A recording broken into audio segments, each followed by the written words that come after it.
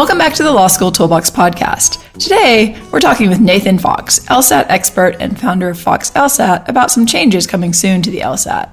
Your Law School Toolbox host today is Allison Monahan, and typically I'm with Lee Burgess.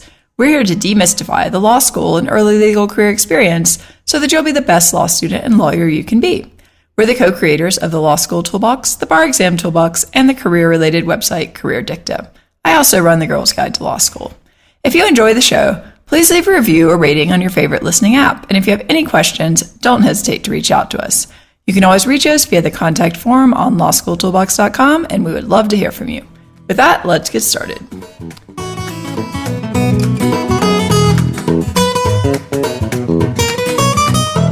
Welcome back to the Law School Toolbox podcast. Today, we're excited to be speaking with Nathan Fox, LSAT expert and founder of Fox LSAT, about some changes coming soon for the LSAT. So welcome, Nathan.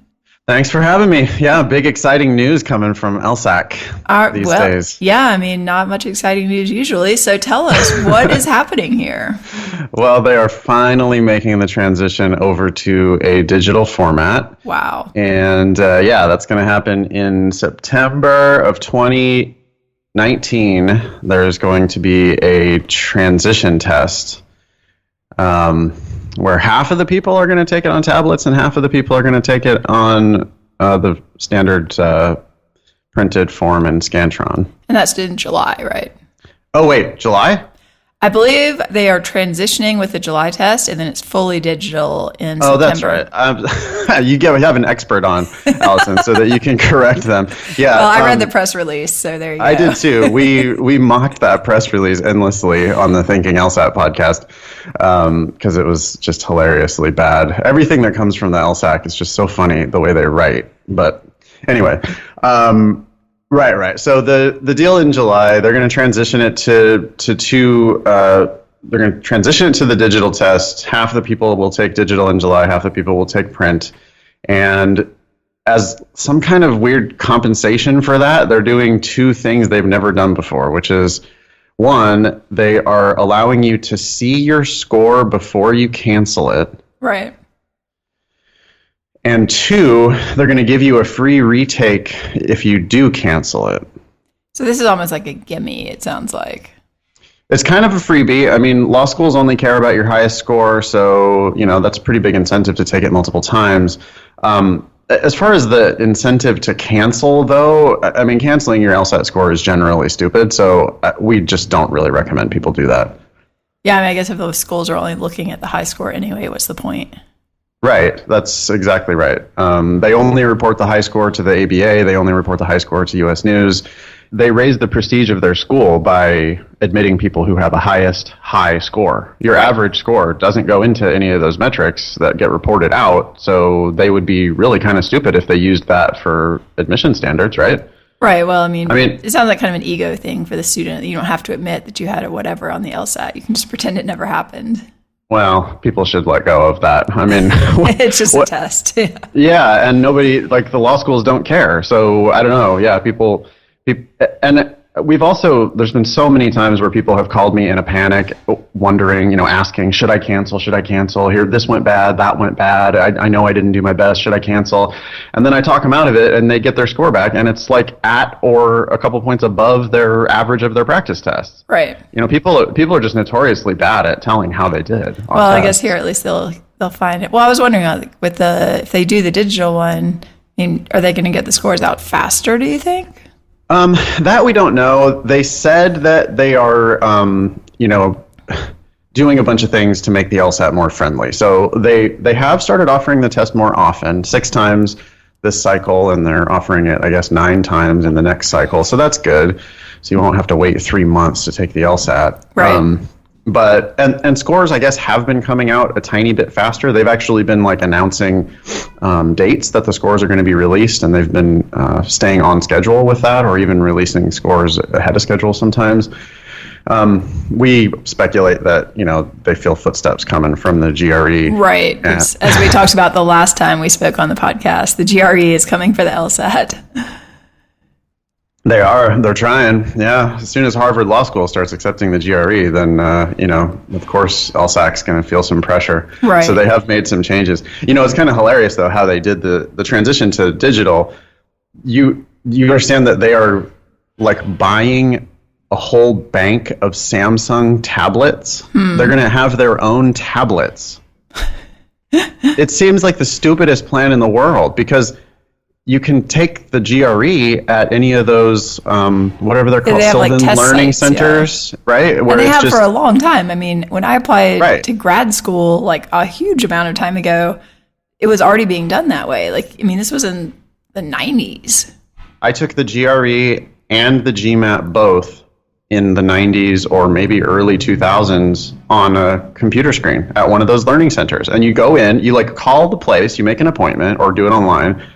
You show up, it's like some guy who just is like, just some office guy, Yeah. And he's just like gets you registered and puts you over on your terminal and you hit go. And like, you're the only one there taking the test. So there's no one, like, I think it's harder to cheat. Yeah. Or, I don't know, it just seems pretty secure to me. You're sitting there on a terminal by yourself. I mean, the guy's in there like to monitor you, but the software itself does all the proctoring. Right.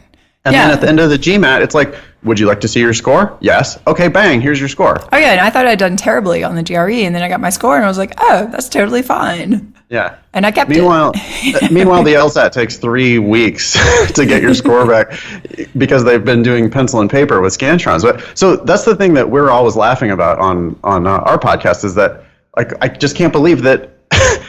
Why didn't they just make a version of the LSAT that could be administered at these learning centers that already exist? They're already everywhere across the country. But LSAC, like, I don't know, they decided that they had to keep control. Yeah, I was wondering about that. I mean, I was also wondering about the changes to the test itself, because when I saw this press release, I thought, oh, it's going to be like the GRE. It'll be an adaptive LSAT. And it's not. It's basically just, it seemed to me at least, the exact same exam, but on a tablet.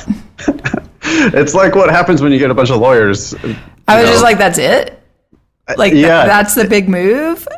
Yeah, except for they had to buy like thousands of these Samsung tablets. And now I'm just imagining them like, are they going to have like vaults across the country where these tablets live? Or are they going to just be continually shipping these tablets back and forth around the country? Or how are they even doing it? It's just, I don't know. It seems so silly.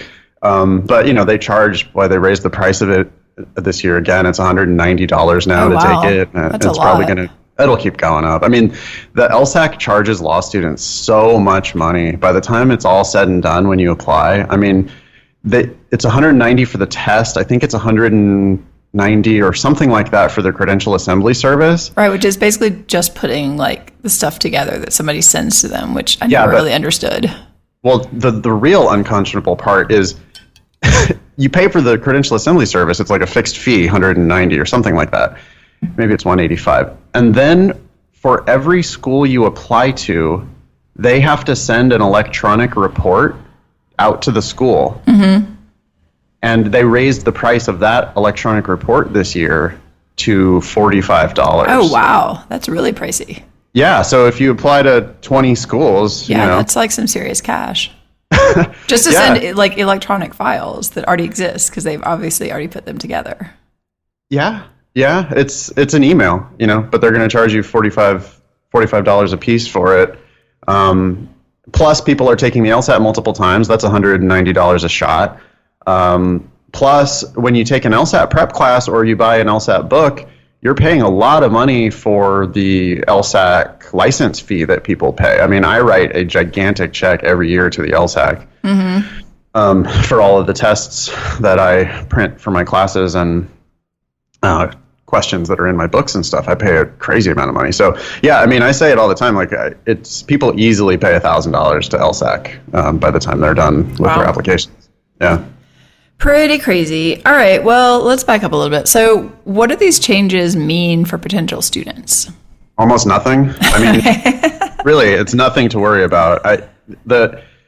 They did 2 trials of the digital LSAT already, and both of the trials apparently were really successful. Ben actually went, just that it was like really slick. Like we heard no negative feedback about it at all. So, they spent $1 gazillion, I'm sure, to do this, but apparently the result is very slick. The test is exactly the same, so no change to the time, no change to the content. They are going to give you scratch paper, which we've never had scratch paper on the LSAT when it was in print, but now that it goes to tablet, ironically, they have to give you scratch paper so that you can do diagrams for your logic games. The reading comp has for my money, a way overcomplicated system of it lets you highlight in different colors and all that type of stuff. Yeah, I saw that. I looked at the screenshots. I was like, okay, this seems a little complicated, but I guess it's useful. No, nobody who's good at reading comp does any of that shit anyway, but that's... Well, I would do it on paper. I would not do it on paper. I mean, not like different colors. I mean, I would underline things on paper, maybe. This now we're getting into LSAT strategy stuff, which probably is going to bore your listeners, but neither of us recommend that anybody do any underlining or highlighting or note taking or anything. We both agree that you should just read the passages and understand it. But reasonable minds can disagree on that. That's fine. Well, personal habit. I'm not saying it does any good. Sure. Yeah, right. If Exactly. I tried it without it, I'd probably be fine. Maybe better. That's what I normally say. It's like, hey, if you're doing really well in reading comp, then I don't care what you do. If you're doing really poorly in reading comp, then maybe give up on these active reading techniques that you have learned that aren't actually helping you. Like, I look over people's shoulder and I see what they've underlined. And you're like, and I'm like, why did you underline relevant. that? You underlined the least relevant part. Like, what is that? Yeah, there might be a bigger question going on here. Or I'll go like, why did you underline that? And they'll go, well, I'm trying to underline the main point. And I go, yeah, but that's not the main point. Two, how would you even know that that's the main point until you're done reading the passage? Right, I mean, until you know what the point of this is. They're not like explicitly stating their thesis in the first sentence. That's what? Yeah, that's right. Actually, I have to remember on the LSAT. Underline how much I underlined. Definitely for legal questions like hypos I did, but maybe not on the LSAT. If it's just reading comprehension, I probably did just read it. Yeah. Hey, I have to apologize to your listeners for any background noise. Here in Los Angeles, it's like always lawn care day. So if you hear lawnmowers going by, there's just nothing I can do about it. They come twice a week, and they always come when I'm recording a podcast. It's like just guaranteed. I've got bandsaws going next door off and on. So, and I actually had to move from my office, which normally is quieter, but someone was playing really loud music, so I moved back to my other room where I can record, and then there's a bandsaw. So we're just having a really awesome time. Nice. Although that does remind me of the time I took the LSAT because they were jackhammering in the parking lot right outside for the entire test. Yeah, it was pretty awesome. Yeah, that's why people need to have multiple backup dates in mind when they're studying for the LSAT. Unfortunately, I decided to take the LSAT and apply to law school a few weeks before I actually set for it. So I didn't really have a backup plan. Not recommended. No, not recommended, but you're smart enough to pull it off. Also, it worked out fine for you. So. It worked out fine, but my score was lower than it probably would have been without the jackhammering. And also, if I'd practiced a little more, probably would have done better. Of course. Yeah, a little practice, a little help. Maybe taking one full test would have been a good idea.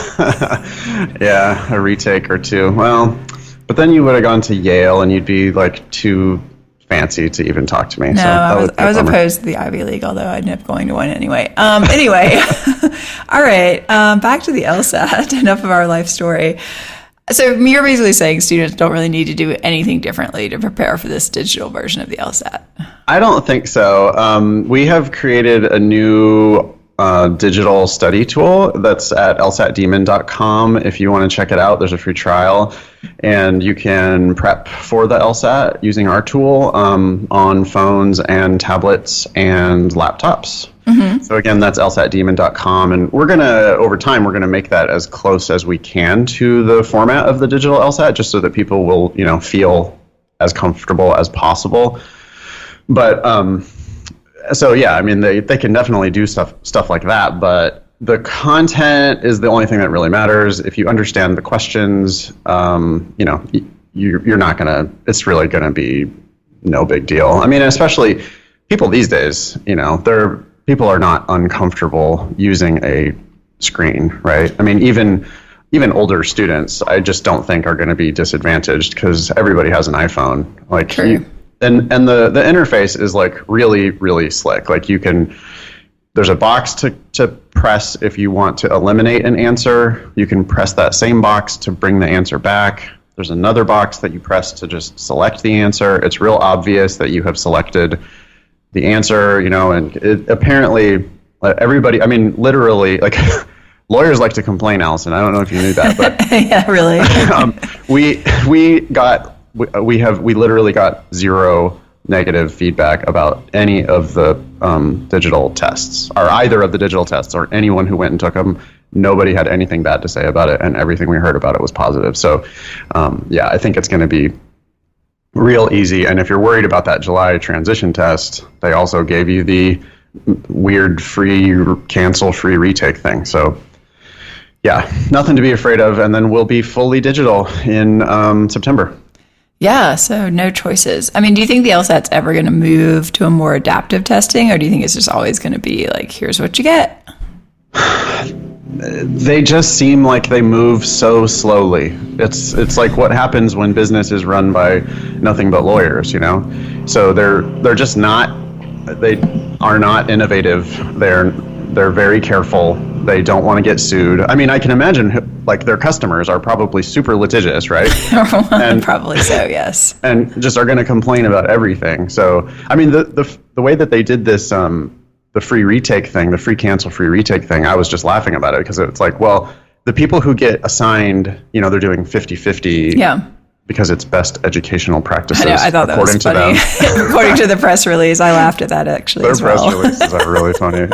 But so because this is best educational practices, and they're going to assign half to print and half to digital randomly in July, I knew that if you get assigned print, you're going to think it's unfair and complain. But also, if you get assigned digital, you're going to think it's unfair and complain. And so you can just see them preemptively saying, you know what, we're going to let everybody see their score before they cancel.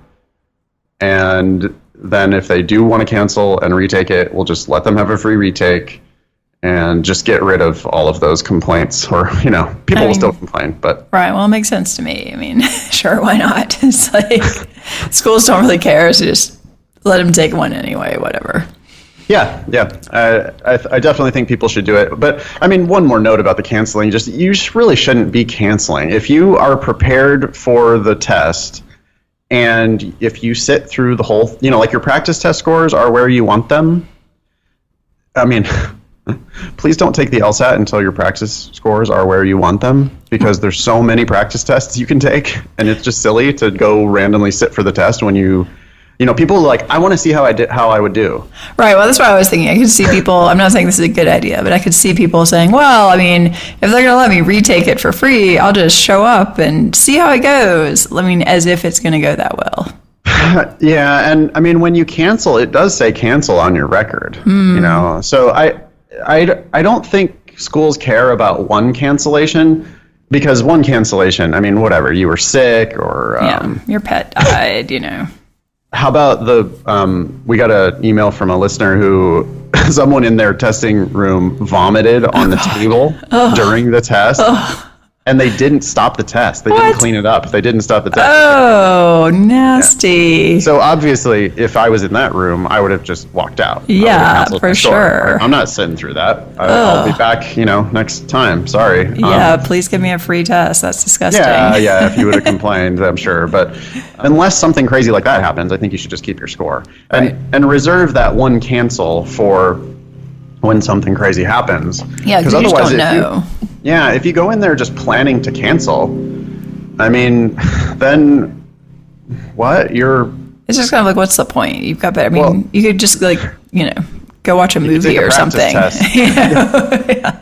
Yeah, you could take a practice test. You could actually study and learn something so that you don't just bomb. Yeah, going in there and bombing it for no reason. I don't know. It's just not a good plan. I guess we should also talk about the timeline a little bit, because if you take that July test and get the free retake, then that'll push you off into September. Mm-hmm. And if you're taking the September LSAT, then you're not going to get your scores back until I don't know, late September or maybe early October.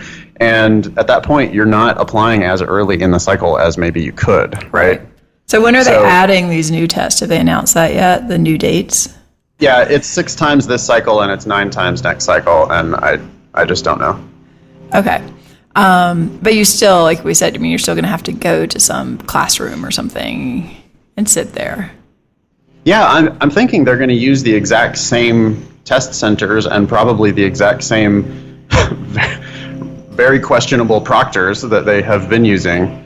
I mean, I guess their only thought, if I'm thinking, why wouldn't they be using these learning center type things, is if they aren't changing the tests at all, then eventually the questions would get out. They would get... I mean, somebody with a photographic memory is going to go in and basically release all of the questions at some point. Yeah. I mean, but isn't that going to happen anyway? I mean, well, no, I think the difference is with the GRE, they're mixing it up. So they're not just giving the same 30 questions because it's adaptive. So I might get a completely different test than you do.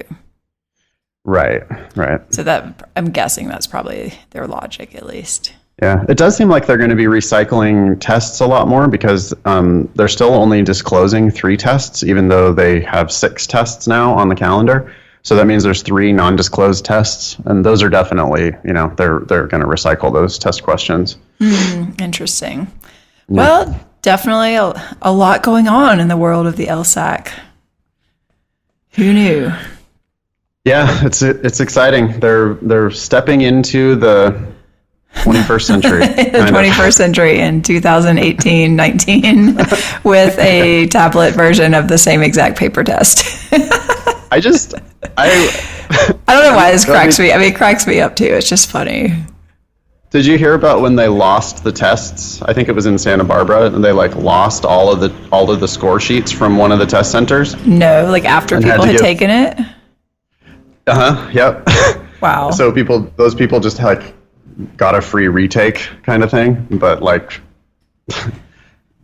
not cool, right? Months later, and also no, they actually did a special emergency extra test for those people who lost their score sheets. But with these tablets now, I'm just wondering, really, what are they going to do? They're going to have them locked up.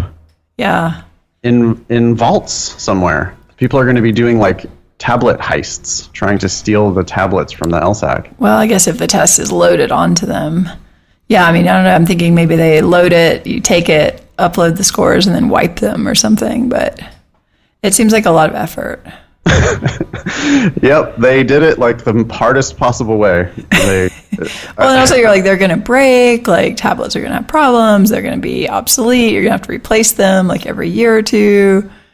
Yeah. It does seem kind of a bonkers way to do it. It does feel like a huge win for whoever the Samsung sales rep was. Yeah, you can just see them going all in on that one. Oh my God, we've got I don't know how many people take the LSAT every year. A lot, 40,000 people or something. Yeah. Wow, that's a lot. Yeah, that's a lot of tablets. Yeah, I just imagine that guy or gal being just over the moon about selling. I can't believe they actually did it. Exactly. They bought 10,000 of these tablets. Oh my God, that's crazy. Yeah. All right. Well, is anything else going on in the world of the LSAT? Anything interesting to report? Tell me more about this digital thing you've developed. Yeah. So the Demon actually is an adaptive learning platform. Again, it's lsatdemon.com, and you can get LSAT questions on your phone or tablet or laptop, and you can answer them. And the Demon then learns from which ones you get right and which ones you get wrong, and it keeps stats, and it shows you questions that are more appropriately at your level. So you can drill all the different sections of the test, and then it has explanations built into the tool. It has explanations video explanations from Ben and from me. It also has written explanations in there as well. So we're excited about it, and we're going to make it look as much like the digital LSAT as we can, just to make people comfortable. All right, so it's like the Adaptabar of the LSAT world. Maybe that's the idea, yeah. Yeah. No, we recommend AdaptAbar for the MBE for basically everyone. I'm like, there's really no reason you shouldn't be using this. Don't you want to know what you're not getting right? You know? Yeah. Right. Don't you want to be able to drill down into what you're doing poorly on and do better on it? Yeah, I think it makes tons of sense. And yeah, I mean, you know, do you find any changes in like how people are starting to prepare or anything like that? Or is it really just same old, same old? So these days, it seems like people are taking the test more times for sure. They removed that restriction of that you could only take the test three times in any 2-year period, and they removed that restriction like a year ago, and that definitely has led to people taking the test a 4th time or a 5th time. It seems like people are becoming more clear about the fact that law schools really only care about your highest score, and you can take it multiple times. People are. Let's see. Well, I mean, lots of people applying for accommodations these days. That's sort of a strange new development.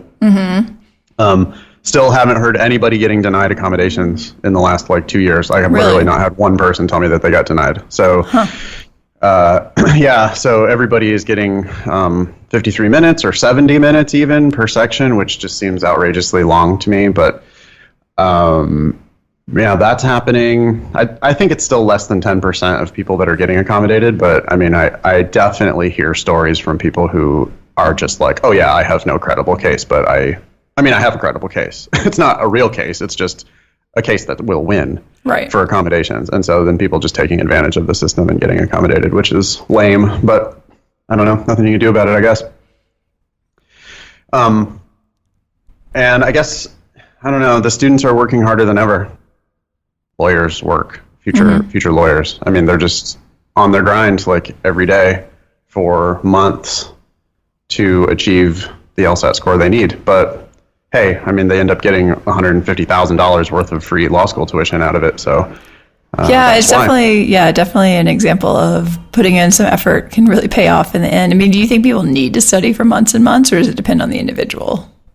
I think you are kind of foolish if you don't get the best LSAT score you can, because it's the first step in your legal career. I mean, it's going to determine not only where you go to law school, but also how much you pay to go there. And it's a big difference. You know, if you improve your score by, sometimes the numbers I always remember are UC Berkeley a few years ago had a 164 25th percentile LSAT and a 169 75th percentile LSAT. So that means the whole middle 50% of the class is between 164 and 169. Well, think about what that means. If you get a 163, you're, probably not getting in, or they're just not admitting that many people with a 163. But if you get a 170, now you're actually above the 75th percentile, which means that you're probably in line for some scholarship money. You're getting money at that point if you're going to go there. So that's a 7-point improvement that not only gets you in, but also gets you, tens of thousands or even $100,000 in scholarship money. So why are you in such a hurry to rush into a worse law school and a mountain of debt? It just makes no sense. Yeah, I mean, people sometimes write us to say, oh, my undergraduate grades aren't great. Do you think I can get into law school? It's like, well, it depends how you do on the LSAT. That's the only factor that matters here. Yeah, all the other stuff matters when you're on the bubble. When all else is equal, then everything matters. But the LSAT is just the thing that can move the needle so dramatically. Oh yeah, for sure. I mean, I'm basically I can't answer your question until you tell me how you're doing on the LSAT. If you give me an LSAT score and a bad GPA, it can pretty much tell you about what you're going to get into. But if you have no idea what you're getting in the LSAT, this is a completely pointless conversation. Yeah. It can solve a lot of problems for you. Let's put it that way. Yeah. I'm getting better at convincing people to take scholarships to law school. I just got a great email this last week on Thinking LSAT from she was a really strong candidate. Okay, she was like a 179 or a 180 LSAT and like a 4.0 undergrad. She was just almost a perfect candidate, but she ended up turning down Harvard to go to Michigan instead. And Michigan gave her a full ride and a $10,000 a year stipend. And so just think about the trade-off here, or think about the deal. If you barely squeak into Michigan and pay full price, yeah, you're now paying for her tuition, and you're paying her rent and food. The crazy thing is, I think most people who write to me with that question, I feel like the majority of them would still pay full price at Harvard, which I think is kind of nuts, and I've tried to talk people out of it, but I feel like they would still do it. If you're trying to be a Supreme Court justice, I guess there is sort of a difference between Harvard, Stanford, Yale, but really Michigan is a fine law school, right? You can be any kind of lawyer from Michigan, and she's going to come out of there with zero debt. She's also going to be competing against, the people who are going to be paying her tuition for her, and the people are also going to be like probably lower on the curve. That's what I'm saying. I don't understand why people don't understand this. They're going into Michigan with a lower LSAT score and lower undergraduate grades than she has. Yeah. And now they're going to be competing with her for grades. Yeah. While they pay her rent, they're going to be paying her for the privilege of kicking their ass on the exams. So, really, but it's a joke, except for it's not a joke. That's actually what happens. So anyway, I'm really strongly on the don't pay for law school kick these days, more than ever. I just think if you can't get a scholarship, I don't know why you would go, because there's just too many people there that are getting scholarships. By the way, have you talked about ABA 509 reports on the show before? We probably have. Maybe not specifically, but well, if people want to see this information, it's all a matter of public record. Yeah. And so, whatever law school you're interested in, just Google ABA 509, University of Michigan Law School, and the standard information report will pop right up, and it'll show you the LSAT and GPA ranges for the school, but it'll also show you the scholarship ranges for the school. And at many schools, they're giving like 80% of the class is getting some kind of a discount. Yep. So arm yourself with that information before you start negotiating your law school tuition. I agree. I think people always should be negotiating. And yeah, I agree with you. I think people just have to think really, really, really seriously about the debt load they're taking on, even for any school, but certainly, for a lot of schools. I would be hesitant to pay full price at Harvard. That would be me, but obviously a lot of people aren't. Yeah, it's so expensive at this point, and the bar passage rates at a lot of these places are absolutely horrific. And I'm talking to a lot of people now who failed the bar, sometimes multiple times, and you just feel for people, because you're like, you paid all this money, you invested 3 years of your life. Now you're basically sitting and looking at the prospect. You may never actually be able to practice law in the area you want to practice because you can't pass the bar. And I think a lot of it starts with the LSAT. You don't get a refund, right? No, exactly. You don't get those 3 years of your life back either. Yeah. I'm amazed that there's not some sort of a minimum bar passage rate just requirement for accreditation. Well, they kind of make noise about it occasionally, but I think the reality is I don't know that they've ever de-accredited a school over their bar passage rate. They've kind of threatened to. Yeah. But I don't think they've ever actually done it. So point being, if you're struggling with the LSAT and you're looking at a school and you're thinking, I can maybe squeak in here, look at the bar passage rate and think maybe you're probably going to be in that percentage that's not passing. Yeah, and to pile on to that, if you breeze into that school and get a full ride, your bar passage rate is going to be way higher than what their bar passage rate is. Bar passage is very highly correlated with first year grades. This is a duh, except for that nobody seems to realize this. Like, they look at people think that, oh no, Golden Gate has a really low bar passage rate, so I can't go there, even though they're offering me a full ride because I'm overqualified. I can't go there because I don't want to fail the bar. And it's like, that's no, but really you're not going to fail the bar. Yeah, you could, top people fail the bar every year, but you're going to fail once if you fail. People fail from Stanford and Harvard and whatever. Yeah. It happens, but it's going to be pretty likely that you pass if you're highly overqualified for the school. And if you do well your first year, you're almost certain to pass. Yeah, you have your 165 LSAT. I'm not worried about you failing the bar. So yeah, you might fail once, but then come and talk to us. We can tell you why you failed and make sure you pass the next time. I got into Hastings though, and they have a higher bar passage rate, so I should go there. And it's like, no. You squeaked into Hastings, which means that your bar passage rate's going to be on the low end of their bar passage rate, and you breezed into these other schools. So just go take the scholarship. You'll have a much better chance of competing in first year grades, which are all important. And then if it doesn't work out, you at least don't owe $250,000. Yeah, exactly. Yeah, I think people just have to be realistic about these things. And unfortunately, a lot of people are not. It's just so exciting. You're getting into law school. Woo! But you've got to take a step back and really think about whether this actually makes sense for you. Yeah, absolutely. All right. Well, we veered pretty far off the world of the digital LSAT. But yeah, before we wrap up, how can people get in touch with you if they want to hear more about anything you're doing? Well, I mean, you should subscribe to the Thinking LSAT podcast. You'll hear tons of me and Ben Olson talking about all things LSAT and law school related. You can also go to my website, which is foxlsat.com. I have classes in LA and San Francisco and all sorts of online stuff.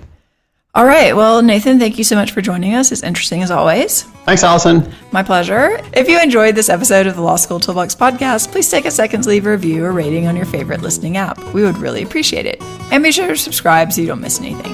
If you have any questions or comments, please don't hesitate to reach out to Lee or Allison at lee@lawschooltoolbox.com or Allison at lawschooltoolbox.com. Or you can always contact us via our website contact form at, you guessed it, lawschooltoolbox.com. Thanks for listening, and we'll talk soon.